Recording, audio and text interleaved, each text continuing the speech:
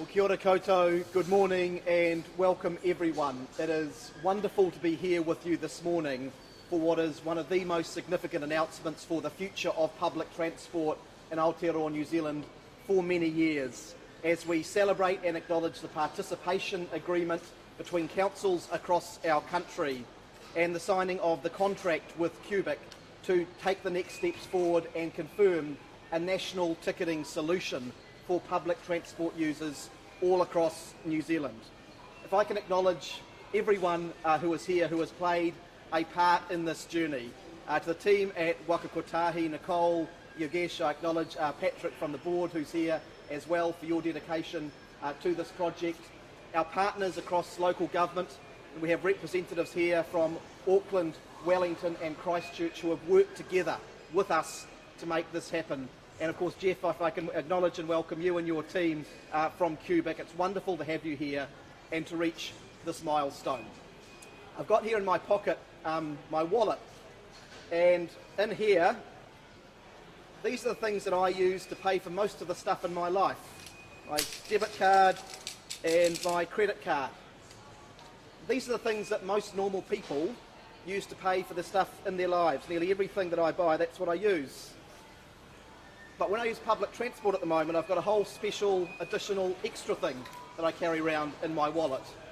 And that works for me at home when I'm here in Auckland, but it doesn't work for me when I go down to work in Wellington or when I was on my family holiday in Christchurch a couple of months ago and we had to rock up to the Christchurch station there. We all had to get new cards for myself, my wife and my kids. What we are celebrating and acknowledging today is the next step on a journey that's about fixing that. Public transport has to be about public service.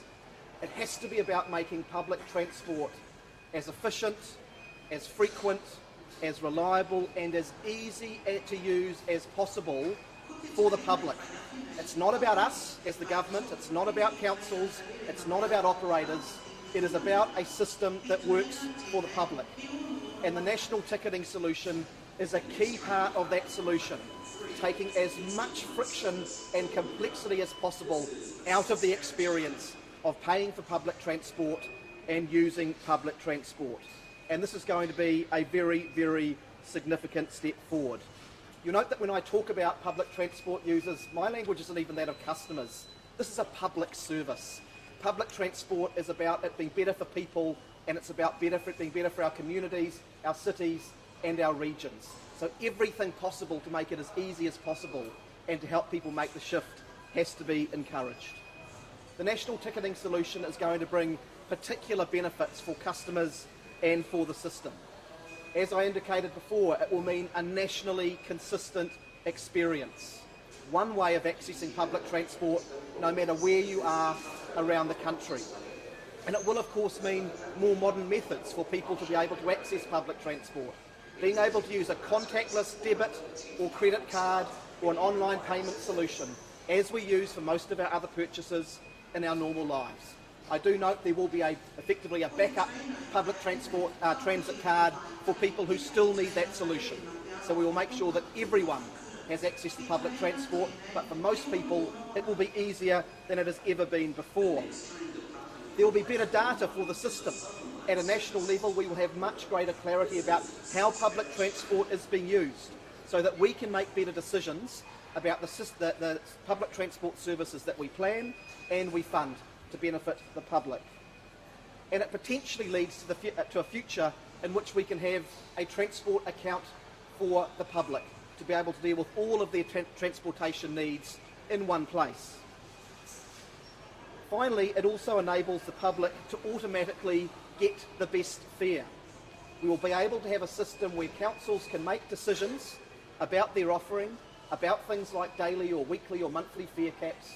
Customers will be able to use the solution, tag on, tag off, make their payment and automatically get the best fare no matter what public transport service they are using anywhere around the country. And that is a leap forward. We are constantly roving across the landscape to look at what more we can do on this front. We've introduced the half-price fares over the last year. We're moving ahead with the Community Connect card to provide permanent half-price fares for low-income New Zealanders next year. Having a solution like this will make it easier for for us and for councils to continue innovating with fares and rolling them out quickly and efficiently to the public. Finally, I want to properly acknowledge everyone who has been a part of this, most especially our partners in local government. Make no mistake, this has been and will continue to be a major planning and procurement exercise. We've got to get it right. We're not going to rush. We're going to make sure that we have a great solution for the public. But every council who has been a part of this has been willing to not patch protect their own view of the world. Every council who has been a part of this and has signed a participation agreement has put the public first and has worked constructively with each other and with the government of Waka Kotahi to get this solution underway. And so I really tip my hat to all of our participating councils right across the country who are a part of this, and I thank Waka Kotahi for their role in helping everyone to come to that conclusion as well. To Cubic, I really acknowledge you. There has been a robust procurement exercise to get to this point. You are one of the top providers of these services anywhere around the world, and the public can have confidence that services in places like London, New York, Chicago and all around the world are provided by Cubic. So we have one of the world's best providers working on this solution with us, and that can all give us great confidence. This announcement is part of our government's broader commitment to public transport. There has never been a government which has invested more in public transport than this government. Whether it is the infrastructure that is going in around the country, whether it is the Transport Choices package, a $350 million package that we'll be confirming the details of soon to provide better public transport, better walking and cycling in towns and cities around New Zealand. And whether it's around the work that we are doing to make sure that bus drivers have good pay and conditions to keep our services going, which again will be subject to an announcement shortly as well. We remain committed to public transport as a key part of addressing the climate emergency and getting more people into low carbon ways of moving around our towns and cities. This, today, is a big part of that progress that we can and we will make. Again, I thank everyone for their contribution to this project, and I look forward to the signing ceremony very shortly. Nō reira, tēnā koutou, tēnā koutou, tēnā tātou katoa. Thank you. Thank you, Mr. Wood. Can I invite Nicole? Morena, tēnā koutou katoa, kei te rangatira, tēnā koe, welcome everybody, and thank you Minister Wood and all of our council, Cubic and others who are here today to support what has been a very long journey to announce today the national ticketing system for New Zealand. This is a collaboration exercise, kotahitanga, better together, and it is an exercise that has involved 13 local public transport authorities across New Zealand, Cubic and ourselves as Waka Kotahi supporting the joining together of central and local government in a national ticketing solution. It's taken a lot of work to get to this point, and we are really standing on the shoulders of giants. This was thought about 15 years ago, and many people have worked for many years to bring this to fruition in New Zealand, and I'd like to thank and acknowledge the many people involved in this over time. And we're developing for partners, stakeholders and customers in New Zealand with this. This will help to make public transport first choice for many New Zealanders. People will be able to use their debit and credit cards, as the Minister talked about. He might have forgotten, actually, the phone, Apple Pay, or travel using a card if you are unable to use those, such as Snapper or Hop. Whatever you use, your own card, a digital wallet or a transit card, smart technology, the back office will calculate the best fare for you and will give you concessions and travel caps. So not only will it be more convenient, you'll be assured of getting the correct fare and the best deals available. And this is great for Auckland, but for a lot of the rest of New Zealand who has never had ticketing solutions of this nature, you will be able to move between public transport modes very easily and seamlessly, one to tick on, one tick off. While it's great for public transport users, it also offers benefits for system planning and design, as the Minister said. It'll provide data on how New Zealanders use public transport and our travel movements as a country.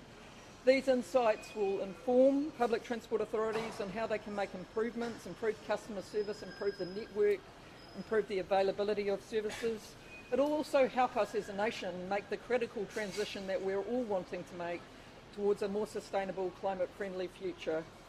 In turn, this will enable more effective and better targeted public transport policy development and public transport services. Our collective investment in a nationwide system means we can offer better technology with lower establishment and maintenance costs. So this is a win-win-win. We get lower cost and efficiency through this national approach. By using a global partner, Cubic, and Cubic has delivered these solutions across a significant part of the world already. For our ticketing solution, we can expect to see continued innovation in the ticketing space in the future. And the solution will evolve, and we will get the benefit of what other parts of the world have learned about public transport through the partnership with Cubic. Our first rollout location is Canterbury, and that will be earmarked to start development immediately. The customers will be able to see the single payment system in place by the middle of 2024, with the rest of the rollout occurring throughout the country until the end of 2026. One system nationwide, simple, easy to use and effective. We are very excited about working with our partners to improve the travel options and choice for the public of New Zealand. Thank you to everyone involved. Nō reira, tēnā koutou, tēnā koutou, tēnā tātou katoa. Thank you. Thanks, Nicole. Can I please invite Jeff? Thank you, Minister, Nicole, you guests, and members of the rest of the Waka Kotahi staff and media. For me, I'm truly excited to be here today. This is a day that we've been looking at for quite a bit, to come to fruition, and we're just, proud. And, from the men and women at Cubic, I just want to congratulate Waka Kotahi, the 13 regionals, for the investment that you're making in this national ticketing solution. Around the globe, we see, a lot of cities investing, today, but I will say you will become a role model for the rest of the world as you have invested in a national ticketing solution where anybody in the country can utilize the solution and go from one place to the other utilizing the same media type. We all know when transportation is easier to use, it will make a lot more accessible and easier ways for people of inequalities to be able to travel throughout the country. So again, right, we believe that will be safer, environmental friendly, you'll remove congestion, and just an all-around, much better solution for the system. Today marks a long-term partnership. We're here, today, but we'll be here together for the next 15, 20 years, and this really does set, kind of a flagship for us. If we look around the globe, we have delivered many systems, right, to a lot of agencies, but the partnership that I can see right from the beginning here with Waka Kotahi and the local regional partners, this is going to be one that's going to be flourished for a long time. We'll work closely with Waka Kotahi and the authorities, and we'll bring this solution on time, right, to the authorities as they begin to roll out. A little bit about Cubic, for sure, right, we're probably the leader in intelligent transportation. We'll be providing a solution that really is already live in many other cities today. This is a solution that's, piggybacked off New York, off Brisbane. If you go across to Australia, it's getting ready to deploy in San Francisco, Chicago, and other cities around the globe. So it's a great opportunity. If you look at, our capacity, we're about 3,000 people in Cubic Transportation. And really, we're not going away. We've been together 50 years in the transportation business, so you're going to get a longevity, from us. If you think about, choosing a solution, this solution, right, like I said, is an account-based solution. It already has the availability for contactless EMV. It does work with all wearables. It works with all phones, Google, Samsung. So all these things have been deployed and matured, and we're looking forward to start out right from the gate with eCanberry and get that solution up and running. Customers, have choices. Obviously, they want to make sure that they can address all the inequalities. We'll work closely with all the agencies to make sure that we deliver, a solution that meets everybody where they are sure that they are confident for what they believe they're paying for a fare, that's what they will pay for a fare. And lastly, what I'd like to say is, well, I want to help focus authorities, right, on the ease and use and simplification of the solution. right? Accessibility, inclusiveness, and equity for all. And our vision is really to improve the mobility for all the New Zealanders around the country. So one, I'm very humbled to be here today. I'm really looking forward to the partnership long term, and thank you all for coming today. Thank you. Thanks, Jeff. And thank you, everyone. Now we're going to move to the signing, which sort of marks our partnership with Cubic for the foreseeable future to bring this technology to public transport. Grab this quickly. Nicole?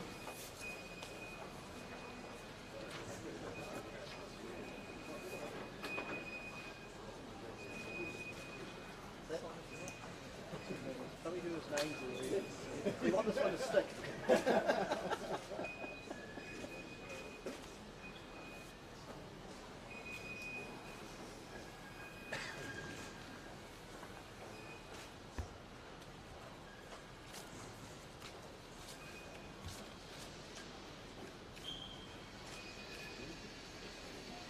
Customers, please be advised, services will be less than light while running at a reduced frequency, and customers will need to change trains at the Union Station. Scheduled buses are accepted for train tickets and empty hot cars. Please listen to announcements or refer to available public staff if you require assistance. I think, as they say, we're in business now.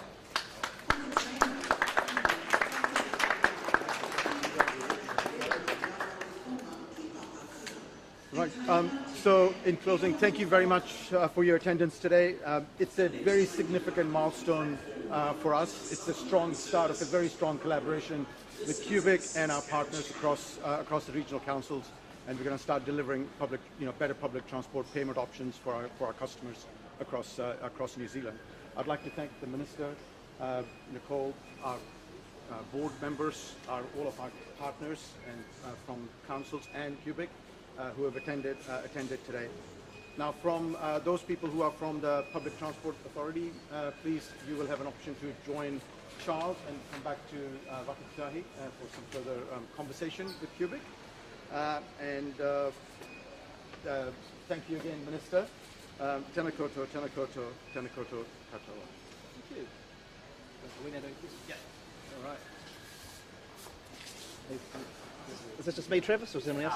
You and Nicole and Jeff. Great. All right, we're very, very happy to take any questions you may have. Apologies about the sound, so if you can speak nice and loudly. Minister Wood, what's the duration of the contract? 20 years? Yeah. I'll pass over to Nicole and team for details around the contract. Yeah, it's 15. Sorry, we've just completed negotiations, so yes, it is 15 years. Why is it going to take until 2024 for it to start getting rolled out, starting in Canterbury? Setting up a system like this is a complex job. It involves setting up payment systems.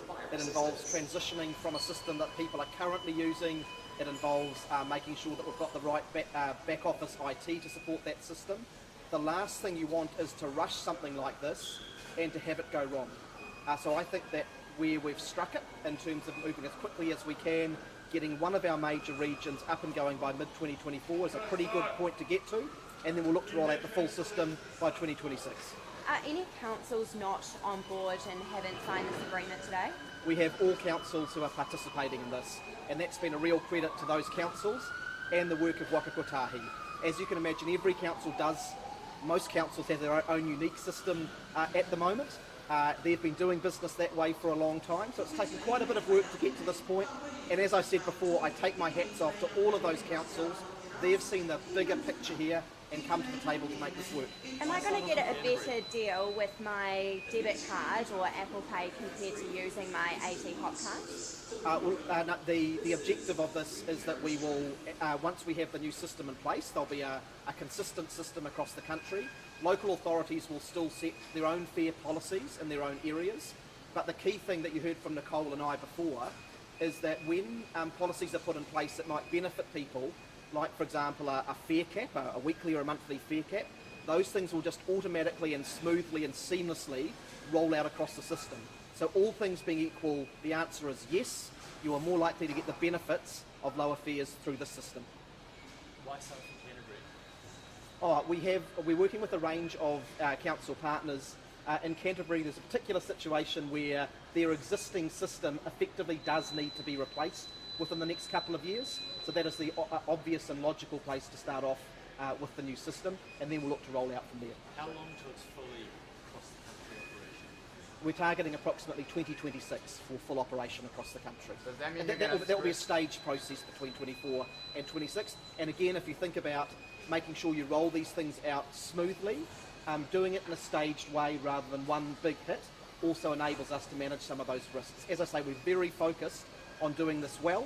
There have been cases in the past where new ticketing solutions have been rolled out in New Zealand, and not that long ago, and they didn't go so well. We're determined to get this right. Staging is a part of that. So what's going to happen to the AT cards and the snapper cards now? Yeah, well, once the system is in place, they will no longer be required. But as I said, there will effectively be a national transit card. So for people who, for whatever reason, aren't able or don't want to use a contactless debit, credit or phone-based solution, there will still be a national transit card that they can use. But we expect that pretty rapidly that will become a fairly small minority of And I people. take it people will be able to transfer their balances over to the new system? Yeah, those will be details to work through, but yes, no one will be left worse off as a result of this transition. And will people have to pay for that new car if they've already paid for a very pricey AT hop car? Yeah, those are some details I might hand on to the team here. Look, as we transition, those things will be very clear, but the expectation is this will be much easier to use. Your balances will be transferred, and for most users, they won't even need a card. They'll be using their phone or their credit card. There will be no extra card required. Can you, and I appreciate this, it comes down to the local authorities, but how much is it going to cost to rip these machines up behind us and replace them? There is implementation funding which is in place to make sure that we're able to take this project through. Some of those implementation details will need to be worked out as we work through council by council over the coming years. How much is this all costing? The procurement process at the moment that we're working through is around about $27 million.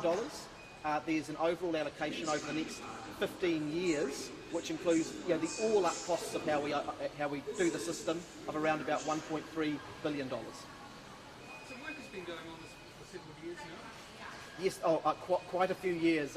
Nicole might be able to tell you exactly how long, but for many years this has been something that has been worked on. What's been happening over those several years, but we still have to wait another several years in Auckland by the looks of it? Yeah, a number of things, and Nicole might well want to add to this. Firstly, the work that we've needed to do with local government partners. As I say, every local government authority who runs public transport has their own system at the moment. They make their own decisions, they set their own fares, and we've needed to work through with all councils to make sure that we're all agreed on the solution here, that we're all agreed on the direction, and that we're going forward on this together. Ultimately, to get a significant international provider in New Zealand, we need to be able to have a national offering, and that's how we get the benefits of this as well. So a lot of work's gone into that. A lot of work's gone into determining exactly what we want the solution to be. And then a lot of work's gone into a good, robust procurement process. I just can't underscore enough, this is not a small thing to do. This is a very, very big technical and procurement exercise, and we will do it right rather than cut corners to meet artificial deadlines. Nicole, any other comments about the time? I think the other thing, this is one of the first times a solution of this nature will be rolled out nationally. It's been done in, I think it was mentioned, in cities. It hasn't been done nationally, so we will be leading in that respect. And a lot of the complexity when you go to Brisbane or New York or any of those places has literally been in aligning their city and town around how they do the solution. We've done that on a national scale. So we have over 70 councils in New Zealand, over 12 regional authorities, and we've been working with all those groups to align on how we take this forward. It has been an exercise in collaboration, and that takes time, and it involves other groups, Māori, iwi, and this is us together as a nation taking this forward. I just want to step back a bit. What problem are you trying to solve with this? Okay. There are a number of significant benefits that roll out from this. Firstly, it is a national solution. People will not need to be on different systems and have different cards in different parts of the country. Secondly, it's a solution that enables us to roll out benefits and improvements to people much more quickly and efficiently. To give you a very practical example of that, earlier this year when our government wanted to bring in half-price fares to help people with cost of living pressures, it was a very challenging logistical exercise to work with different councils all around the country who had different systems to stand that up, and it took months. We will be able to roll out changes and improvements similar to that very, very quickly with a new solution like this. Thirdly, and for me most importantly, if we want to get more people onto public transport, it has to be as frictionless and as easy as possible for people. So buying an extra card, keeping the balance topped up, all of that stuff is just a barrier for people using public transport services. This solution will take all of that away. Don't you think that if you roll out free public transport, then you get more people on public transport? Having lower fares can be a part of getting more people onto public transport, and as you'll be aware, we are rolling out Community Connect from February next year, half-price public transport targeted to the lowest income New Zealanders. But actually, the overwhelming evidence is that the best way of getting more people onto public transport is actually more and better and more frequent services. That's what we're investing in. And here's the other thing, there ain't no public transport services if you don't have drivers on the buses. So our immediate priority, my immediate priority in the coming months is to sort that solution out by making sure our bus drivers are paid a fair amount and we can retain them to make sure that our services get back up to scratch. I'm referring to the $61 million that we allocated in the budget this year to improve bus driver terms and conditions. We're working with councils and operators on that, and we'll have an announcement there soon. But yes, also fair pay agreements and having an industry standard for bus drivers whose pay has been driven to the bottom over the last 20 years, I think can be a key part of that solution. Transport subsidy, do you suspect that you may have extended out the cost of living? What was it, 7.2% core inflation still pretty high? For many New Zealanders, things are only getting tougher. What we have said is that that half-price public transport across the board carries through until January of this year. Beyond that, we are putting in place the permanent half-price discount for people on community services cards. That will target the support to about 1 million New Zealanders on community services cards who have the most needs because of their low incomes. We think that's the right balance to strike, but we'll continue to look at what we can do to deal with cost of living pressures. So just going back to the cost, if you're rolling out this national system, are people going to be paying less for public transport? The national ticketing solution is not in itself about setting fares. So councils themselves will still retain the role of setting fare policies in their areas, and different councils will be able to do that in different ways to serve their communities within the system. But what it will mean is that it's easier for us to roll out more innovative solutions and better solutions, and people will be guaranteed when they use it that they'll automatically get the best fare available for them instead of having to necessarily go through complex concession and application processes. The local councils, who pays for those machines to be replaced? Is it local authorities or is it? Generally speaking, within a local council area, it'll generally be the local council. But in terms of the way in which public transport infrastructure is funded in general, there is often shared funding between the council and Waka Kotahi through the National Land Transport Fund. That sort of suggests, though, that to recover those costs, that fares might go up by councils. I don't foresee fares overall being more expensive. As I say, this national transport solution is not expressly about setting fares, but you can see our overall direction is to take as many barriers away from public transport as possible.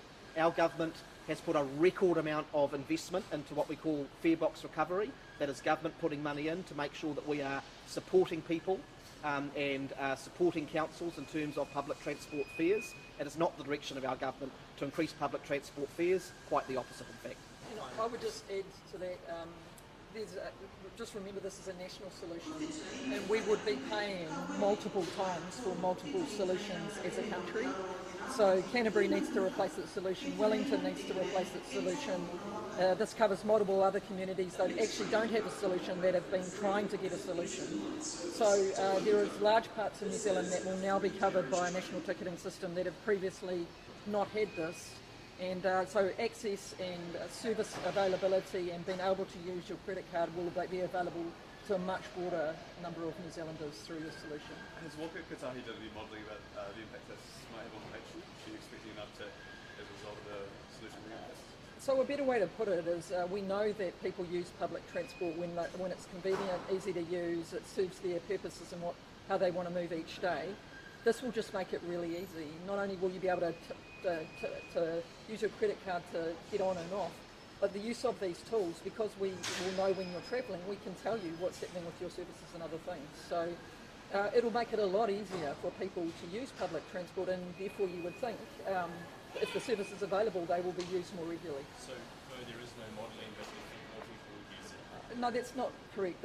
All the modelling from overseas and elsewhere shows that actually these types of ticketing systems make a big difference to utilisation of public transport. We can't say in New Zealand what that will look like. Yeah, I just wanted, Jeff, just from your perspective, you've set up many of these systems internationally. Maybe you can speak to the difference it makes in terms of people's willingness to take up public transport. No, without a doubt, when people have contactless, or they can use their mobile phone, or they can plan a journey and have one account and everything transitions from one account for every piece of their mobile journey that they have, we see rise in ridership.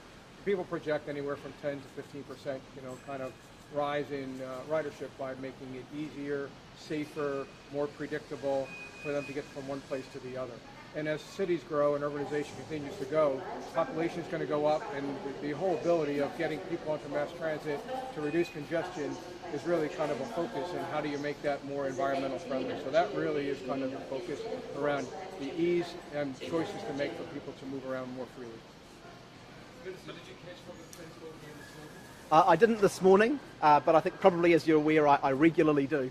What would have made it easier for you this morning to get here to the central transport hub and other decisions? Well, I didn't come to the central transport hub first thing this morning. I had an appointment at the AM show at about 6:30 this morning. And it was hard to get public transport from a couple of kilometres away to here. Look, if you're trying to have a go at me around public transport, you've picked the wrong minister. I'm a regular public transport user. I use the bus most weeks to get around Auckland when it's convenient for me, and it often is. And what we're working on is trying to make sure that for more people, more of the time, it's a convenient, frictionless option, and that will build patronage. Minister, you had some discontent from a commuter before. Are you having any conversations with AT and KiwiRail about how they can mitigate the rail closures?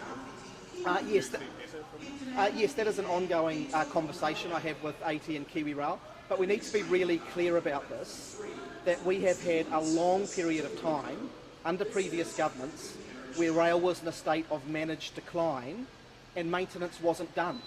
We have a core responsibility to make sure that our rail system is safe to use, and if you don't do the maintenance, it's not safe to use. We currently have speed restrictions on parts of the Auckland Metropolitan Network because of that massive deferred maintenance. Some of the ballast under our tracks has not been addressed since 1870 when it was first put in. So as a public transport user, I recognise that when you have this work done, it's inconvenient for people. I absolutely empathise with that. But there are no easy choices here. We're a government that's putting the investment in because past governments haven't maintained these systems appropriately. When it's done, the system will be more reliable and it will be faster for commuters. Final questions. Thanks everyone. Thanks.